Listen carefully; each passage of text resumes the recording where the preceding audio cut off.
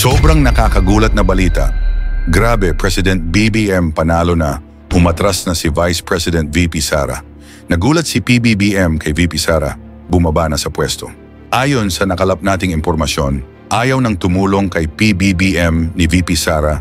Binulgar na lahat kay Yusek Claire Castro. Umamin si Duterte wala na siyang pake sa problema ng Pinas. Ayaw niya nang magtrabaho.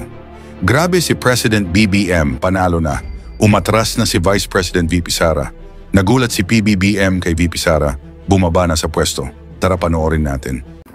Kasi sa panayam po kay Vice President Sara doon sa Zamboanga, sinabi niya na posible daw yung bentahan ng 20 pesos na bigas. Pero ayaw niyang ibahagi kung paano gagawin yung pagbebenta ng 20 pesos na kada kilo ng bigas. Kasi ayaw niyang tulungan si Pangulong Marcos. Ano pong reaction dito ng Malacanang? Lumalabas po kasi kung ano po ba talaga ang anyo ng ating Vice Presidente. Lumalabas ang tunay na kulay ng Vice Presidente bilang isang public servant.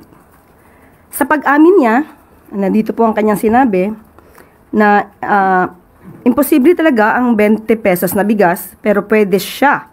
Di ko lang i-share sa inyo kasi ayaw kong tulungan si PBBM. Yan po ang tugon ni Vice Presidente ng Vice President. Sa pag-amin niya pong ito, na hindi niya i-share kung ano man ang kanyang kaalaman, kung mayroon man talagang kaalaman. Dahil nga sa ayaw niyang pagtulong sa ating Pangulo. Ito ay nagpapakita ng isang makasarili. Tandaan po natin, kung ano man po ang kaalaman na mayroon kayo, para sa taong bayan, ito po dapat ay agad-agad na isinasagawa at hindi po dapat ito tina-timing. Hindi ba na po naiisip ng Vice Presidente ang kapakanan ng taong bayan, lalo na po yung iba ay nahihirapang bumili ng bigas kahit na nga po mababa ang presyo ng bigas. Tandaan po natin, ang paglilingkod sa bayan ay hindi isang laro. Ang gobyerno, ang bansa ay hindi isang malaking playground. Huwag naman po sana maging asal bata ang Vice Presidente. In connection po sa Prime Water din po was yung si senatorial candidate Camille Villar, and in recent Alyansa rally po, hindi na rin po siya nabanggit ni Pangulong Bongbong Marcos. Connected pa rin po ba itong sitwasyon ng Prime Water doon, or nagkakausap pa po ba ang Pangulo at si senatorial candidate Villar? Sa ngayon po, hindi po natin alam kung nagkakausap sila. Hindi po ako, personally, hindi po ako nakaka-attend ng campaign sortie. So, nung sa Cebu, kung hindi siya naka-attend, so most probably at that time, hindi sila nagkausap. Okay. And even sa, Riz, there's before that po, may isa pa pong rally na hindi rin nabanggit si senatorial candidate Villar. But on another topic na po, last na lang po, yung sa drug testing na in-order rin po ng Transportation Department. Bukas po ba yung palace to reconsider yung decision ng drug testing? Kasi po sabi ng Piston, mahirap po yun dahil yung pera nga po yung kinikita nila apektado kapag ipinatupad yung mandatory drug testing para sa PUV drivers. Si former Senator Tito Soto, sabi niya, after more than 24 million drivers were tested, only 0.06% tested positive, and it's simply money-making.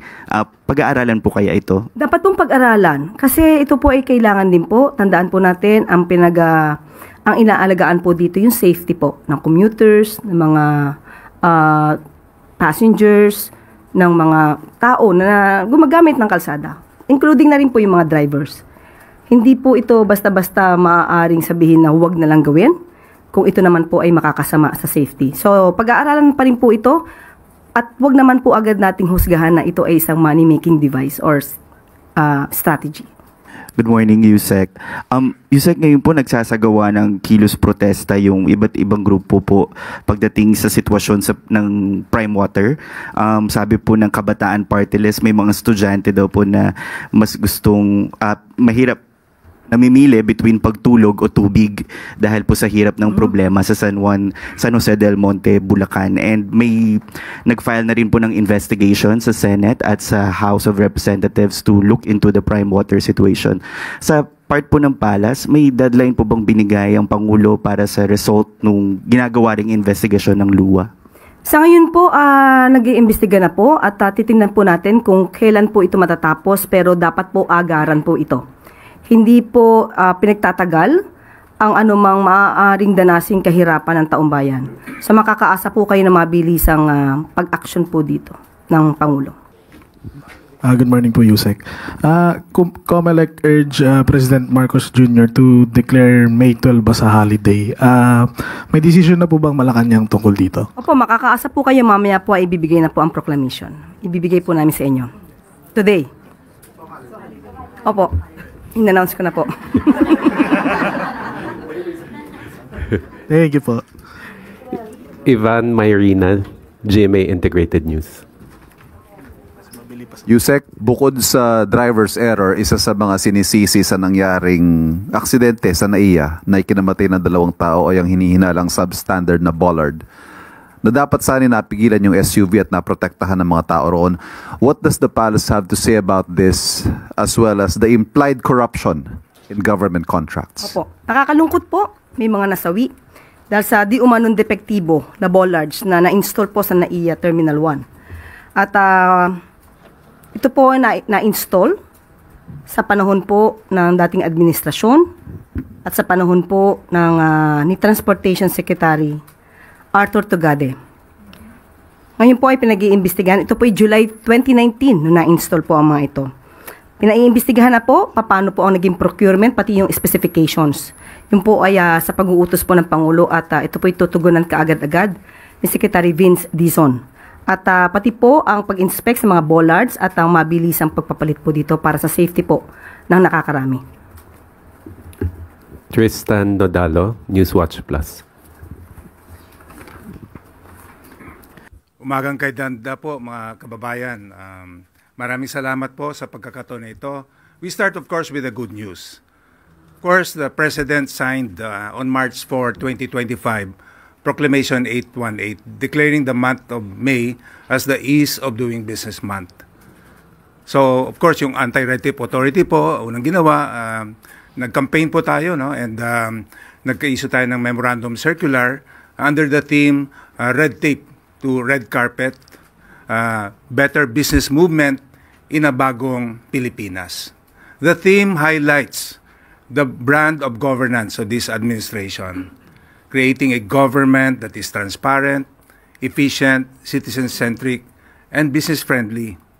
And we have marami pong mga activities, no? At gusto ko po i-share sa inyo na marami pong pakikipag-ugnayan ang mga chambers of commerce sa ARTA, even ambassadors go to us, no, and how they can help. Ang business sector po is really very upbeat about the prospects for the Philippines. Kaya po kahapon, inimpusahan natin yung nationwide campaign to celebrate the Ease of Doing Business Month. But even before that, nung April 30, naimbitahan po ako sa kapihan sa Manila Hotel. Kasama po doon yung Coalition of Business Organizations, PCCI, Chamber of Commerce, no, Employers Confederation, Exporters Federation. They are really in full support sa mga programa at inisyatibo ng Anti-Red Tape Authority. Bukas po, in fact, magkakaroon po tayo ng virtual orientation on shipbuilding. Kasama po natin ang Department of Transportation tsaka yung Royal Danish Embassy. At marami po. And then sa May 13 to 15, magkakaroon po ng nationwide inspection of government agencies, including kasama po ang mga local government units. At dito po i-highlight ng ating gobyerno yung mga frontline services para maramdaman ng taong bayan yung mga kagandahan ng serbisyo na ginagawa ng ating administrasyon. Maigpit po ang direktiba ng ating mahal na Pangulo for all government processes to be streamlined and digitalized. Ito po napatunayan natin na ito po ang pinaka-epektibong paraan para labanan ang red tape at corruption in the process. Marami na po tayong data that will show this. For example po, yung electronic business one-stop shop that we are really pushing na lahat ng local government units must be compliant with. In fact, out of 1,642 local government units, we have already recognized 115 local government units. Doon po sa hindi pa naging compliant, 1,402 po nito ay partially automated o 1,203. Meron pong 431 LGUs na pinadala natin ng notices to explain para i-explain nila kung bakit hanggang ngayon hindi sila tumutupad sa direktibang ito. Kaya we expect po within the week or next week, sasampahan po natin ng kaso about 131 local government units. At ito po ay of course yung Electronic Business One-Stop Shop, napatunayan po natin dito na yung lahat ng LGUs na mayroong ganon, makakapag-issue po ng business permit in a matter of minutes. 10 minutes po, for instance, in Malabon, tsaka sa Navotas. Valenzuela, 5 minutes lang po makukuha niyo yung business permit. In Metro Manila, all the 17 cities except one, no, hindi pa IBOS compliant. At dito din po sa Executive Order 32 na pinirmahan nating Pangulo in 2023. Sa loob lang po na isang taon na in-implement natin dito, tumaas po yung number of permits na nagawa sa pag-construct ng mga telco, telecommunications tower. Dahil po dito nabawasan yung processing time, no, from 255 to 300 days to just 59 days based on the record by Meralco. At so number of permits issued from 6,117 in 2022, tumaas po ng 62% by 9,856. Dahil po dito, no, yung internet penetration rate sa Pilipinas tumaas, no. Ibig sabihin, mas marami na po ang Pilipinos na merong internet access. Dahil dito, 73.6% or an increase of 68%. Lalo din pong bumilis ang internet speed, no. For instance, in mobile internet speed, tumaas po from 18.68 Mbps in 2022 to 27.75 Mbps in 2024. Yung fixed internet speed po, talagang very proud tayo dito, tumaas from 46.44 Mbps to 92.19 Mbps or an increase of 98.5%. No?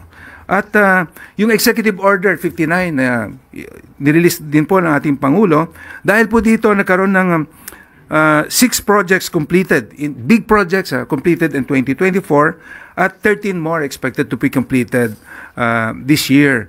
At dahil po dito sa mga reforma, gumanda rin po yung ating performance dahil yung ating United Nations Electronic Participation Index ay tumaas by 16 spots, no? At o 31 spots. Doon naman po sa E-Government Development Index, tumaas po ng 16 spots. Complaints handling po, we're very proud of this, no, na yung ating legal department, ang resolution rate po ay napakataas. Out of 25,988 complaints that we received from 2018 up to the latest March 2025, ang resolution rate po natin is 99.7%. Dahil po dito, lalo pa po natin paigtingin ang pangdinggin ang mga reklamo ng ating taong bayan. This year po, we will be launching the Electronic Complaints Management System. With the use of artificial intelligence, we will be able to receive complaints 24/7. At atin din po mamomonitor ang status po nito. Ito po ay ating ginagawa. Lahat po tayo ay gusto natin sama-sama, no? Dapat po ay patuloy tayo sa pagbigay lang ng mga magandang balita sa ating taong bayan.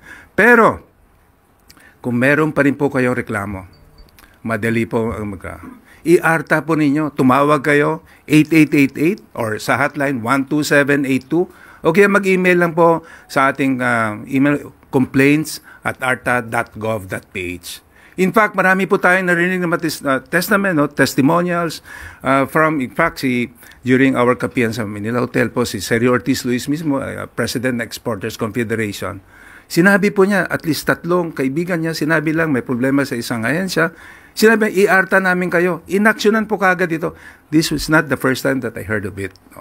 So yun po ang aking talagang sana ipalam natin sa ating taong bayan, sa ating mga kababayan. Maganda po ang potensyal ng ating bayan. Marami po na-expect dito ang private sector support po, yung mga businessmen natin, chambers of commerce, even ambassadors, go to us, no? Ano pa ba ang pwede naming maitulong sa inyo? Ganito po kagandang prospect ng ating bayan. In 2028 po, ang ating gusto ay lahat po ng local government units should be compliant with electronic business one-stop shop because we know that by attracting businesses to come in, that's why we're replacing red tape with red carpet because this is the number one concern amongst the businessmen. Dito po ba sa Pilipinas, ready tayo for business? Kapag napaalam po natin sa buong mundo na ang Pilipinas ay ready for business, dadagsa po ang mga negosyante dito. Dadami po ang negosyo dahil dito we will have more business and livelihood opportunities for our people. Thank you very much, Secretary Ernesto Perez. We now open the floor to questions. Alvin Baltazar, Radio Pilipinas.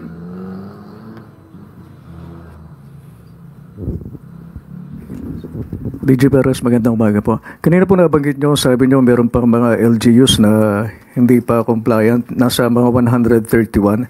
At sabi nyo, sasampahan ng kaso. Anong kaso ang isasampa natin sa kanila, DG?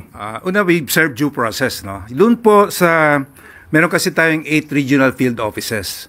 May report po sila sa yung mga LGU sa ating Compliance Monitoring Evaluation Office. Ang una po nating pinuntahan, yung talagang walang EBOS, no? Electronic Business One-Stop Shop. Yung hindi po talaga, wala talaga. Ang pinadala po natin ay notices to explain ay 431 in 2 batches.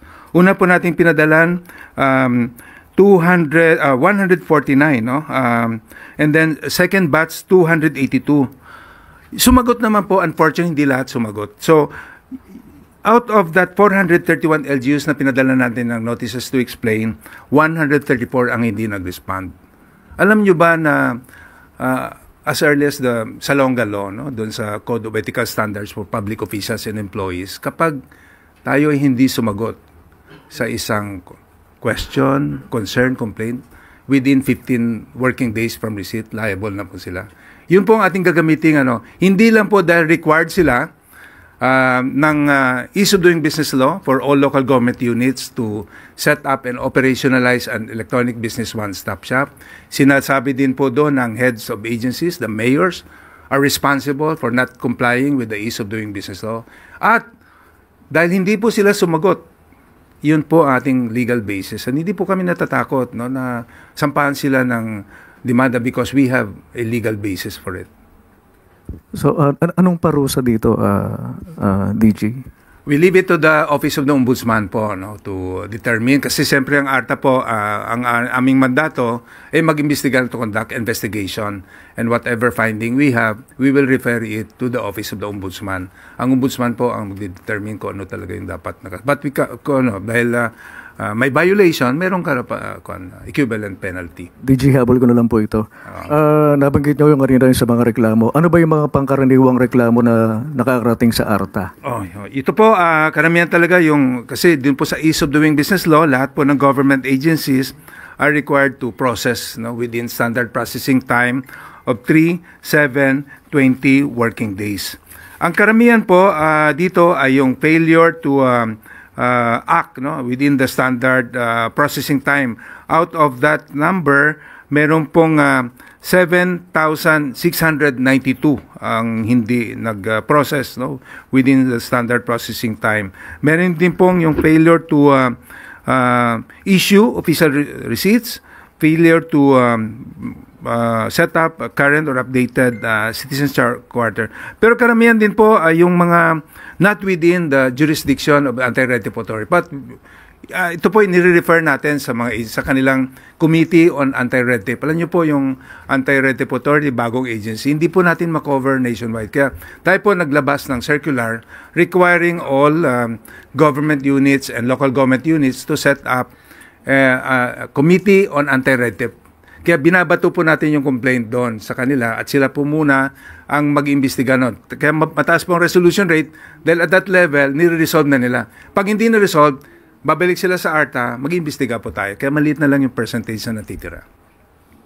Christian Yosores, Radio 630. Good morning, sir. Ano po ba yung common na rason ng ilang mga LGUs na hindi nakapag-comply sa pag-establish ng Electronic Business One-Stop Shop System kaya hindi po sila makapag-establish? Well, yung usual po na rason nila ay mahina yung internet connection. Ang sagot naman natin, napabilis po natin to through Executive Order 32. Ang iba lang po talaga wala, no? Sabi nila, walang pera, but we have merong data to show na kahit po yung 6th class municipality ay nakapagtayo ng electronic business one-stop shop. Kaya wala po talagang dahilan dahil as early as 2021, naglabas po tayo ng joint memorandum circular with the DICT, DILG at DTI kung saan nilatag po natin para yung guidelines para mabilis sa kanila ang comply dito sa requirement ng electronic business one-stop shop. May itatakta po ba kayong deadline para dun sa ibang pwede pang humabol sa pag-establish po ng e-boss system? Of course, due process, kung po tayo, partner agencies natin sa kanila. Sila po, kinakapacitate natin sila, kasama po natin ang DICT dito, at bibigyan pa rin natin, ang ating pong timeline is up to 2028. Uunahin lang po muna natin yung talagang wala talagang even a co-located business one-stop shop. Yung pong merong mga partially automated, electronic business one-stop, ihuli na po natin yon. Unahin muna na talagang walang compliance. Kaya dito sa ating gagawin, 134 LGUs will be charged for failure to set up an electronic business one-stop shop. Sam Medinilla, Business Mirror. Sir, kailan po tayo magsisimula mag-file ng kaso dun sa 131? Within the week po, yung aking utos sa legal department, even before the election, kasi hindi po dahilan yun. Kasi this is something that is being directed by the President. Sabi nga niya, wala po exception dito. Kaya po kami malakas ang loob because we have the President on our side. Always telling us, labanan ng red tape. Hindi lang po ito ginagawa ng ating Presidente publicly, even public sa aming meetings po, sa cabinet meeting, pag ako po ay nakaka-attend, palaging sa mind ng ating Presidente na tanggalin natin yung pahirap sa taong bayan. Unnecessary requirements should be removed. Replace red tape with red carpet. Ganun po ka-sincere ang ating mahal na Pangulo. Kaya po kami, all out kami sa suporta dahil po sa direktiba ng Presidente for all government processes to be streamlined and digitalized as the best way to fight red tape and corruption. Tapos sir, out of dun sa 1,483 LGUs, ilan na po dun yung nakapag-comply sa e-boss? 115 po as of March 31 this year have complied with. 77 po this year. We are very positive makakapag-comply except lang po with issue with the Bureau of Fire Protection. Kaya po tayo in-encourage po natin yung Bureau of Fire Protection na magkaroon ng memorandum of agreement with the local government unit. Kasi yun na po yung naantay na these 77 LGUs will be able to comply with if the Bureau of Fire Protection will agree. Sa kanila. Tapos last na lang po for my part. With the expectation to attract more investments in the Philippines, given the relocation of plants happening due to the tariff imposition by US, how is ARTA preparing the EODB climate in the Philippines? We see it as an opportunity, as a challenge, as an opportunity. Just like the Chinese business, last week po, bumisita sa atin yung Federation of Filipino-Chinese Investors. Yung founder po ng Happy Toothpaste, sabi niya, we look at it as an opportunity. So therefore, in-expect natin yung businesses to transfer from Vietnam, Cambodia, and coming to us. Kaya po tayo, hinahanda na natin yung Pilipinas na magkaroon po ng business-friendly environment. Kaya po, ang theme natin sa Ease of Doing Business Month is red tape to red carpet, better business movement in a bagong Pilipinas. Follow-up lang, sir. How is the ARTA preparing for dun sa pagpasok po nung expected na additional investment? Anong pong preparations natin? Para we are working closely with the DTI, yung mga Department of Energy, Department of Environment, kasi po may focus nga on, kagaya po last week, nagkaroon tayo ng workshop, sponsored no less by the Asian Development Bank on digital infrastructure, tsaka renewable energy. Ang ARTA po nagpa-facilitate lang, we coordinate, and we recognize yung lead agency, like for sa digital infrastructure, para mapabilis lalo pa yung internet, and we cover the entire Philippines, we recognize po the DICT as the lead agency. In renewable energy, ang concern po ng mga businessmen, mataas yung energy, electric cost. Para po mapababa ito, in-encourage po natin na to harness our potentials for renewable energy. Kaya po nagkaroon ng workshop mismo sa Asian Development Bank. At by June, we will have a study that will recommend to further expedite the permitting process in order to encourage investors to really come in. And we're really preparing for it. Thank you, sir. Clay Pardilla, People's Television. Good morning po, Secretary. Balikan ko lang po yung processing of documents for the awareness of everyone. Ano po yung hanggang 3 araw dapat maproseso na? And what assistance can the government provide doon po sa mga partially compliant pa lamang sa IBOS? Thank you po. Yung ease of doing business po specifically requires all government agencies, including local government units, to classify their services or transaction into simple, meaning pag ministerial lang for them to act on it, 3 working days lang. Pag medyo requires some discretion, 7 working days. Pag kailan ng study, implications to life, safety, 20 working days subject only to 1 extension. Very clear po ang batas na kapag ang application ay complete with all the requirements at required po sila to declare that in their citizen charter at bayad na po yung fees nila, lahat po ng NSR are required to process or to act on the application within that standard processing time, subject only to 1 extension. At pag hindi po ito na-actionan, magreklamo po kayo dahil mabigat po yung penalty dito. First offense pa lang, 6 months suspension. Second offense, dismissal from service, forfeiture of benefits, perpetual disqualification from service. May kulong pa po, 1 to 5 years, may fine 500,000 to 2 million. Kaya ganun kami ka-effective dahil alam ng government official or government employee na mabigat po ang penalty nito at ang ARTA po ay uma-action kaagad, inimbestigahan. Kaya po yung ating resolution rate 99%. Ayaw na po nila umabot po doon sa formal complaint at isampa natin yung demanda sa Office of the Ombudsman. Eileen Taliping, Abante.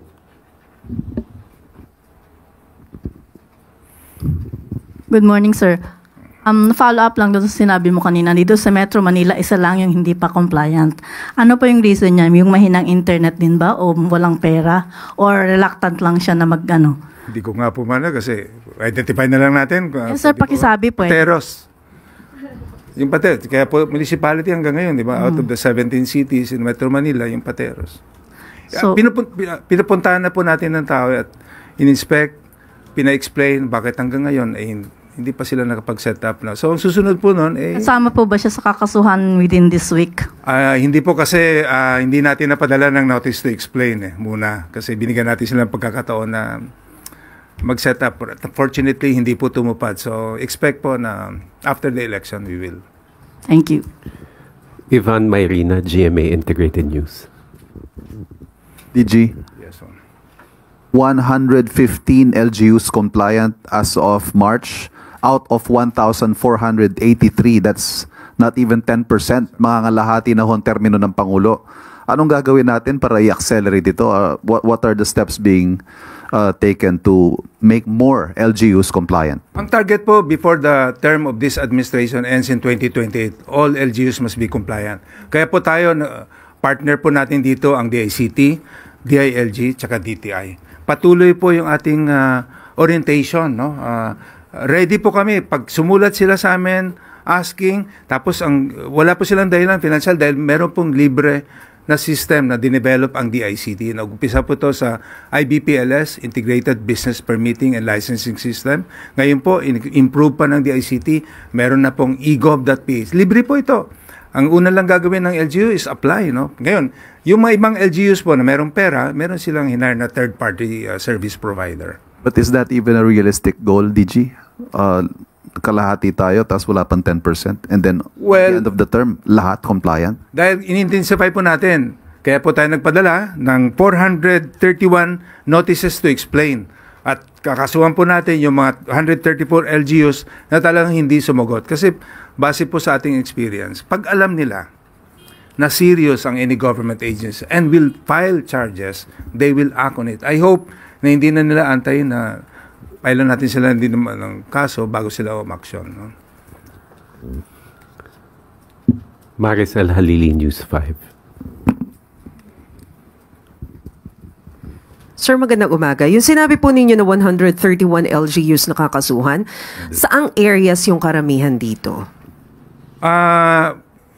Nationwide po ito kasi we have 8 regional field offices. At yung ating pong regional field offices, sila po yung nagbibigay sa atin ng data, pinapa-inspect, at we just have to make sure na talagang hindi sila sumagot.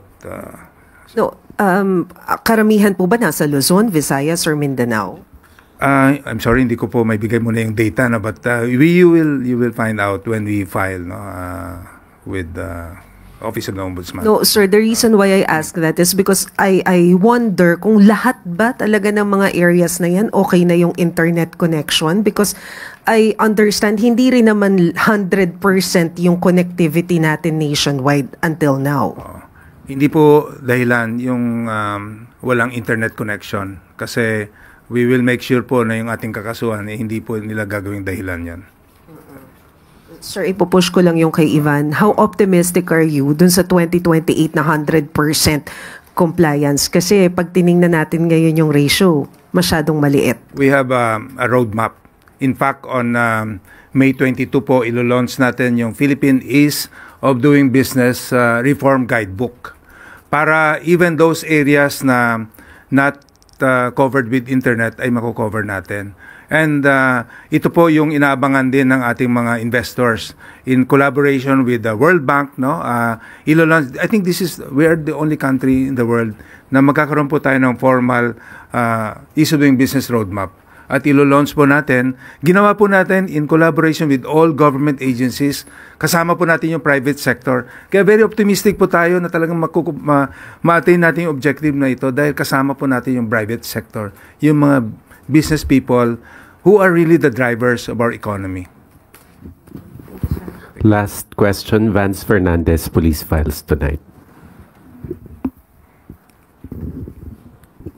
Good afternoon, sir. Paano ho mag-complain dyan sa ARTA? How do we complain sa ARTA? Simple lang po, tumawag sa hotline 12782 o kaya 8888 o kaya mag-email po sa complaints@arta.gov.ph at meron pong sasagot, i-guide ang sino mang magreklamo. Kahit walang alam, meron pong sasagot ready at i-guide po ano yung mga dapat gawin, anong mga isasubmit, no, na form. Gano'ng kabilis po ang response? Within 24 hours po. Pag may ireklamo nyo kami. Ganun po kami ka-confident sa ARTA. Thank you, sir. Thank you very much, Secretary Perez. Maraming salamat.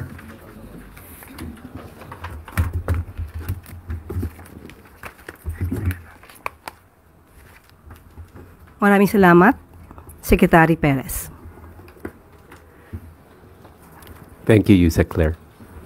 At bago po tayo magtapos, isa pa pong good news para sa miyembro ng Pag-ibig. Dala ng patuloy na pagtugon sa mga pangangailangan ng mga miyembro, mas pinalaki at pinadali na ng pag-qualify sa Pag-ibig Multipurpose Loan.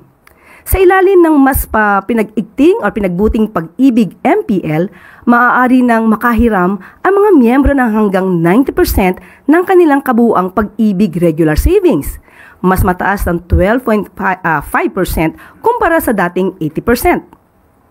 Para sa mga miyembro, dinagdagan at in-upgrade ang kanilang regular savings, lalo pang tataas ang kanilang loan amount dahil nakabase sa kanilang ipon ang kanilang mahihiram. Sa kabuuan, mas malaki ang maaari matanggap ng mga miyembro mula sa MPL upang lalong makatugon sa kanilang pangangailangan. Ang mga pagbabagong ito, gaya ng mas mataas na halaga at mas mabilis na eligibility ay ipatutupad din sa ibang short-term loan programs ng Pag-ibig tulad ng health and education loan programs at calamity loan. Pinaiksi na rin ang panahon para maging eligible ang mga miyembro sa pag-avail ng loan. Maaari nang mag-loan ang mga aktibong miyembrong may 12 buwang hulog sa Pag-ibig na mas mabilis ito kumpara sa dating requirement na 24 na buwan. Dahil dito, mas maaga ang maka-access ang mga ng pondo ang mas nakakaraming miyembro para sa kanilang mga agarang pangangailangan. At malugod ko pong ibinabalita na kanina ay inulat ng Philippine Statistics Authority na bumagal sa 1.4% ang ating headline inflation rate o ang pagtaas ng presyo ng mga produkto at serbisyo sa bansa nitong Abril mula 1.8% nitong Marso. Ito na rin ang pinakamababang inflation rate na naitala sa bansa simula noong Nobyembre 2019 na nasa 1.2%. Mula Enero hanggang Abril 2025, nasa 2% naman ang average inflation rate. Ayon sa PSA, bumaba ang inflation rate dahil sa mas mabagal na pagtaas ng presyo ng food at non-alcoholic beverages na sa 0.9%. Ito rin ang pangalawa sa may pinakamalaking share sa pangkalahatang inflation sa bansa. Nakatulong din ang pagbaba ng presyo ng transport na nasa negative 2.1%, bunsod ito ng mabilis na pagbaba ng presyo ng gasolina. Ang pagbaba ng inflation rate ay patunay na patuloy ang pagsisikap ng Pangulong Marcos Jr. at ng administrasyon na palakasin ang ating ekonomiya. At dito po rin tatapos ang ating briefing. Maraming salamat, Malacanang Press Corps, at magandang tanghali para sa bagong Pilipinas. Ngayon ikaw bilang Pilipino, ano ang masasabi mo at reaksyon sa balitang ito? Mag-iwan ka ng komento sa ibaba at atin pong babasahin isa-isa.